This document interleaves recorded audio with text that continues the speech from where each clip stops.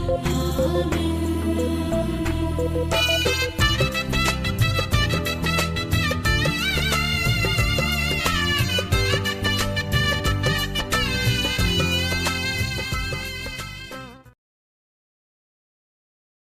The lord.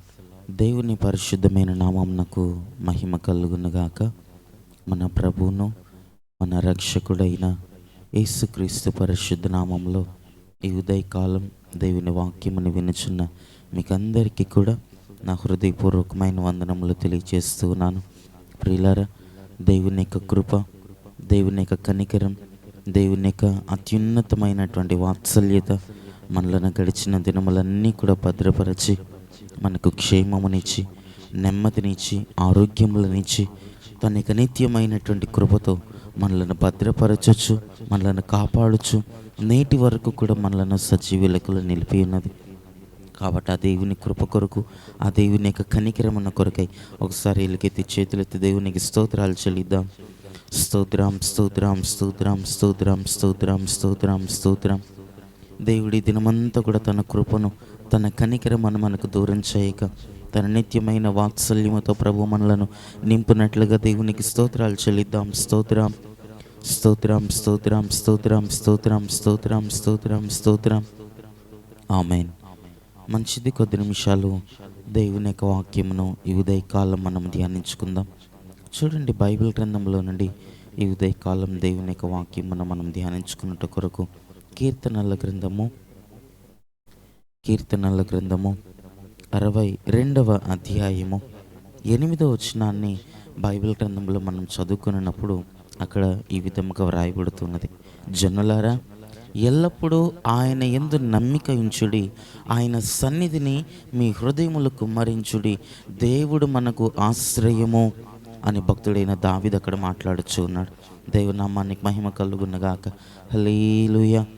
ప్రియులారా, భక్తుడైనటువంటి దావీదు, ఆ భక్తుడు మాట్లాడుచున్నటువంటి మాటలను మనము గమనించినప్పుడు భక్తుడు అంటున్నాడు కదా, దేవుని మీదట మనం ఆధారపడాలని, దేవుని మీదట మనము ఆశ్రయమును కలిగి ఉండాలని, ఆయన యందు మనము నమ్మిక ఉంచాలని లేఖన భాగంలో మనం చదువుతున్నాం.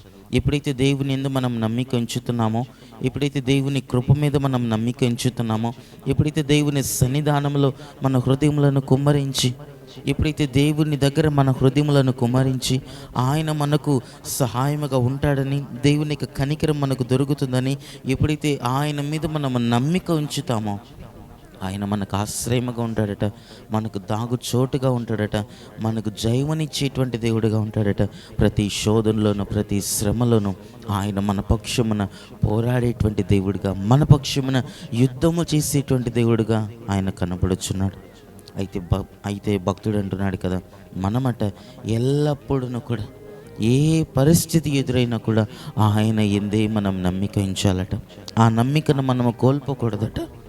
ఏ పరిస్థితి ఎదురైనా కూడా దేవుని యందు మనం నమ్మిక ఉంచాలట, దేవుని మీద మనం ఆధారపడాలట. దేవుని యందు మనం విశ్వాసం ఉంచినప్పుడు ప్రభు నీ నమ్మికను వ్యర్థం చేయరు. నీ విశ్వాసమున్న దేవుడు ఘనపరచి, దేవుడు నిన్ను ఆశీర్వదించి, నీ ప్రతి శోధనలలో, నీ ప్రతి శ్రమలో దేవుడు మనకు జయమునిచ్చే దేవుడుగా మన దేవుడు కనబడుచున్నాడు. అయితే మనం నమ్మాలి అని మనము చూస్తున్నాం. ప్రతి విషయంలో ఎల్లప్పుడూ ఆయన యందు మీరు నమ్మిక ఉంచండి అని భక్తుడు అక్కడ మాట్లాడుచున్నాడు. ఎల్లప్పుడూ కూడా జనులారా, ఎల్లప్పుడూ ఆయన యందు నమ్మిక ఉంచుడి, ఆయన సన్నిధిని మీ హృదయములు కుమ్మరించుడి అని భక్తుడు మాట్లాడుచున్నాడు. ఈ రోజుల్లో అనేక మార్లు మనము శోధనలను చూచి, శ్రమలను చూచి, ఇబ్బందులను చూచి, ఇరుకులను చూచి అనేక మార్లు మనము దేవుని మీద నమ్మికను కోల్పోతూ ఉంటాం. దేవుని మీద విశ్వాసమును కోల్పోతూ ఉంటాం. దేవుని మీద ఆ నమ్మికను కోల్పోయి దేవుడి కార్యమును చేస్తాడో లేదో, ఈ కార్యము జరుగుతుందో లేదో అన్నటువంటి అవిశ్వాసముతో, అపనమ్మకముతో మనం అనేక మార్లు కనపడుతూ ఉంటాం. అటువంటి అనుభవంలో, అటువంటి అపనమ్మకముతో, అవిశ్వాసంతో మనం ఎప్పుడు ఉండకూడదట. మనం నమ్మినట్లయితే దేవుని మహిమను మనం చూడగలుగుతాం. నీవు నమ్మినట్లయితే దేవుని యొక్క శక్తిని, దేవుని యొక్క కనికరం, దేవుని యొక్క కృప, దేవుని బలాన్ని మన కన్నులారా మనము చూడగలుగుతాం. ప్రభువే అంటున్నాడు, ఆయన ఈ లోకంలో సేవ చేసి, ఈ లోకంలో ఆయన జీవించిన కాలంలో ప్రభు అంటున్నాడు కదా, నీ నమ్మిక, నీవు నమ్మినట్లయితే నా మహిమను చూచెదవు అని ప్రభు చెప్పి ఉన్నాడు. నీ విశ్వాసము నిన్ను రక్షించును, నీ విశ్వాసం నిన్ను స్వస్థపరచును, నీ విశ్వాసము నీకు విడుదలను కలుగు చేయునని కూడా ప్రభు చెప్పినారు. ఈ రోజుల్లో మన ఆత్మీయ జీవితాల్లో ఎటువంటి పరిస్థితులు నీవు కనబడినప్పటికీ దేవుని మీద నమ్మికను మనం కలిగి ఉండాలట. ఎల్లప్పుడూ కూడా అది ఎంత గొప్ప శోధనైనా, ఎంత పెద్ద సమస్య అయినను ఆయన మన పక్షముగా నిలబడతాడు, ఆయన మనకు జయమునివ్వగలడు అని మనం నమ్మగలిగితే ప్రభు నీకు ఆశ్రయముగా ఉంటాడట.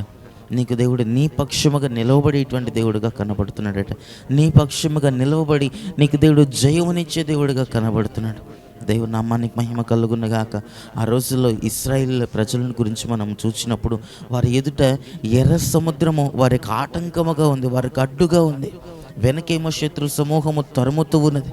ఫరో సైనికులందరూ తరుముతూ వస్తూ ఉన్నారు. వారు ముందుకు వెళ్ళటానికి లేదు, ఎర్ర సముద్రం వారిని అడ్డుకుంటూ ఉంది. అప్పుడు ఇశ్రాయేల్ ప్రజలందరూ కూడా దేవుని మీద విశ్వాసాన్ని కోల్పోయారు. మోషే మీద సనగటం ప్రారంభించారు.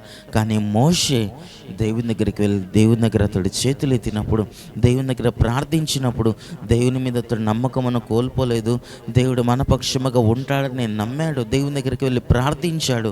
దేవుడు అతనికి ఆజ్ఞాపించినట్లుగా వెళ్ళి ఆ సముద్రము వైపు చేతులెత్తి దేవునికి మొరపెట్టినప్పుడు చేతులు ఎత్తగానే ఆ యొక్క ఎర్ర సముద్రం అట 2 పాయలుగా చీల్చిపోయినట్లుగా బైబిల్ గ్రంథంలో మనం చదువుతున్నాం. వారికి ఆటంకముగా, వారికి అడ్డుగా ఉన్నటువంటి ఆ ఎర్ర సముద్రం అట 2 పాయలుగా చీలిపోయి ఆరిన నేల మీద దేవుడు ఇశ్రాయేల్ ప్రజలందరినీ కూడా దేవుడు నడిపించాడు. కనుక మనకి ఆత్మీయ జీవితాల్లో కూడా మన ముందర ఎంత గొప్ప సమస్య ఉండినప్పటికీ, ఎంత గొప్ప శోధనను నీ ముందర కనబడుచుండినప్పటికీ దేవుని మీద విశ్వాసమును మాత్రము కోల్పోకు. దేవుని మీద నమ్మికను మాత్రము మనం ఉంచినట్లయితే ఆయన మనకు ఆశ్రయముగా ఉంటాడట, మనకు దాగుచోటుగా ఉంటాడట, మనకు జయమునిచ్చే దేవుడుగా ఉంటాడట. కాబట్టి చివరి దినాల్లో దేవుని సన్నిధానంలో నీ హృదయాన్ని కుమ్మరించి, మనుషుల దగ్గర కాక మనుషుల దగ్గరికి వెళ్ళి కన్నీరు కార్చి వారి దగ్గరికి వెళ్ళి అనేక మార్లు మనం బాధను చెప్పుకుంటూ ఉంటాం. నేను ఇటువంటి శ్రమలో ఉన్నాను, నేను ఇటువంటి బాధలో ఉన్నానని అనేక మార్లు వారి దగ్గర మన హృదయాన్ని కుమ్మరించేటువంటి వారిగా కనబడతాం. కానీ దేవుని దగ్గరికి నీవు వచ్చి దేవుని మీద నీవు నమ్మికను ఉంచి ఆయన దగ్గర నీ హృదయమును నీవు కుమ్మరించినప్పుడు, ఆయన సన్నిధానంలో నీవు కన్నీరు కార్చినప్పుడట ఆయన నీకు ఆశ్రయముగా ఉంటాడట, నీకు జయమునిచ్చే దేవుడిగా ఉంటాడట, మనకు దాగుచోటుగా మనకు విజయమునిచ్చి మన పక్షమున పోరాడేటువంటి దేవుడిగా ఉంటాడు.